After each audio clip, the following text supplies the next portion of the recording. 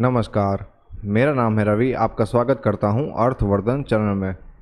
Investment के समय हमें बहुत कन्फ्यूजन रहता है कि हमें किस फंड में इन्वेस्टमेंट करना चाहिए, क्या अभी का समय इन्वेस्टमेंट के लिए सही है कि नहीं, कौन सा फंड हमारे लिए बेस्ट रहेगा इन्वेस्टमेंट के लिए।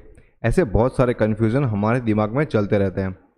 इसी प्रॉब्लम को सॉल्व करने के लिए आदित्य बिरला कैपिटल अपना एक नया एनएफओ लॉन्च करने जा रहा है, जो कि है Aditya Birla Sun Life multi index fund of fund. ये एक फंड ऑफ फंड कैटेगरी का फंड है। ये एनएफओ 26 सितंबर को ओपन हो चुका है और 10 अक्टूबर को क्लोज हो जाएगा।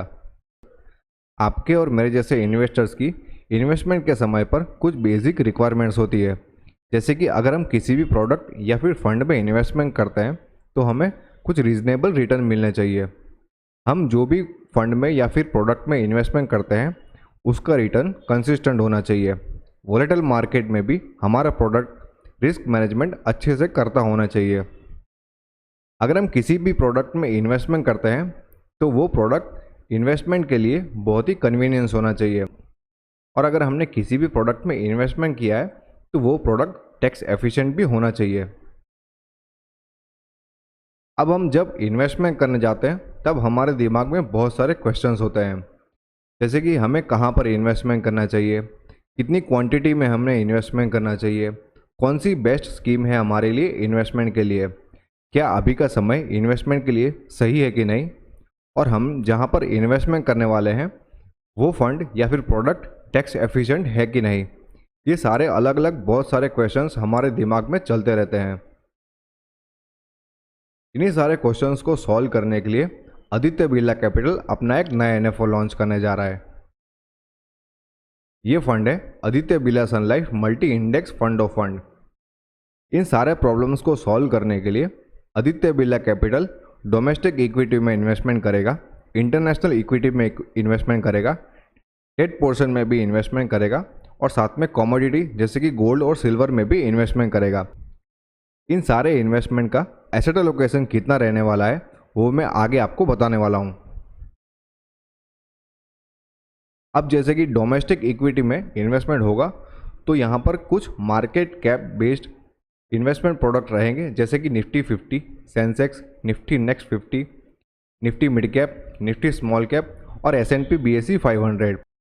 सेक्टरल और थीमेटिक इन्वेस्टमेंट भी किया जाएगा, जैसे कि हमारा सेक्टर रह सकता है BFSI, IT, health care, consumption, infra, PSU, और ऐसे अलग अलग बहुत सारे सेक्टर्स में हमारा इन्वेस्टमेंट किया जा सकता है।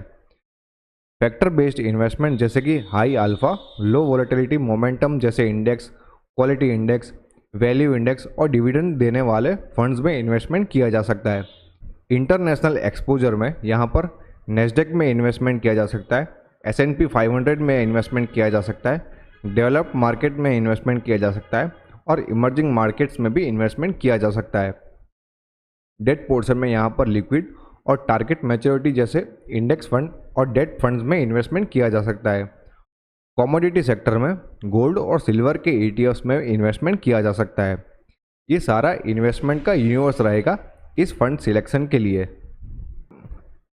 अगर हम यहाँ पर एसेट एलोकेशन को चेक करें तो इक्विटी ETF और इंडेक्स फंड में यहाँ पर मिनिमम 20% से लेके 80% जितना एक्सपोजर यहाँ पर देखने को मिल सकता है।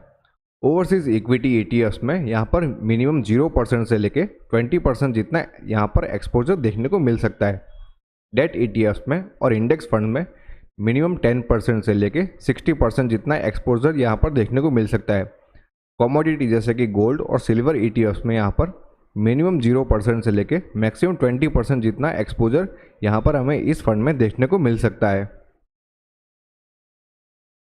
अब इस फंड का जो मॉडल पोर्टफोलियो बनता है उसका रिटर्न किस तरीके से है हिस्टोरिकली, वो हम यहाँ पर अपने स्क्रीन में क्लियरली देख सकते हैं। यहाँ पर जो ग्राफ प्लॉट किया गया है वो 31 दिसंबर 2008 से लेके 31 दिसंबर 2021 तक का है। यहाँ पर हमारे मॉडल पोर्टफोलियो ने अराउंड 16.2% CAGR के हिसाब से रिटर्न दिया है, जो कि बहुत ही शानदार है। अगर हम इस NFO की बात करें तो ये NFO 26 सितंबर को ओपन हो जाएगा और 10 अक्टूबर को क्लोज हो जाएगा। इस फंड के बेंचमार्क की बात करें तो इस फंड का बेंचमार्क रहेगा 50% Nifty 500 TRI, 30% CRISIL low duration debt index plus 10% MSCI AC world index plus 5% domestic price of physical gold plus 5% price of silver. Exit load यहाँ पर मेंशन नहीं किया गया है। एक्सपेंस रेशियो यहाँ पर फंड जब लॉन्च हो जाएगा उसके बाद ही मेंशन किया जाएगा। ये एक ओपन एंडेड कैटेगरी का फंड रहेगा, मतलब आप इस फंड में कभी भी अपने पैसों को इन्वेस्ट कर सकते हो और कभी भी अपने पैसों को रिडीम कर सकते हो। ये रेगुलर और डायरेक्ट दोनों ही मोड में अवेलेबल रहेगा। इसमें ग्रोथ और डिविडेंड दोनों ही ऑप्शंस अवेलेबल रहेंगे। अगर आपको अपना इन्वेस्टमेंट स्टार्ट करना है तो आप SIP, लमसम, SWP या स्ट्रिप चारों में से किसी भी मोड में अपना इन्वेस्टमेंट स्टार्ट कर सकते हैं। मिनिमम इन्वेस्टमेंट की बात करें तो लमसम में मात्र 100 रुपीज़ से आप अपना इन्वेस्टमेंट स्टार्ट कर सकते हो, और या फिर अगर आपको अपनी SIP स्टार्ट करनी है तो आप 100 रुपीज़ पर मंथ से अपनी SIP स्टार्ट कर सकते हो, जो कि बहुत ही कम रेट पर हमें इन्वेस्टमेंट करने का मौका मिल रहा है। अब मेरा क्या मानना है इस फंड के बारे में वो मैं आपको बताता हूँ। ये फंड ऑफ फंड कैटेगरी का होने के कारण ये बहुत ही वेल डाइवर्सिफाइड फंड रहेगा। अगर आपको लॉन्ग टर्म के लिए इन्वेस्टमेंट करना है तो बेशक आप इस फंड में इन्वेस्टमेंट कर सकते हो। अगर आपने ऑलरेडी कहीं पे थीमेटिक फंड में इन्वेस्टमेंट किया हुआ है या फिर अदर कैटेगरी के प्रोडक्ट्स में इन्वेस्टमेंट किया हुआ है तो इस फंड में इन्वेस्टमेंट करके आप अपने पोर्टफोलियो को डाइवर्सिफाई कर पाओगे। ये फंड सभी तरीके के इन्वेस्टर्स के लिए सूटेबल रहेगा। अगर आपको इन्वेस्टमेंट के रिगार्डिंग किसी भी तरीके का क्वेश्चन है तो आप हमें टेलीग्राम, ट्विटर और इंस्टाग्राम पर फॉलो करके अपने क्वेश्चंस को पूछ सकते हैं। होप ये वीडियो आपको पसंद आया होगा। अगर ये वीडियो आपको अच्छा लगा तो लाइक करो, शेयर करो और सब्सक्राइब करो। Thank you.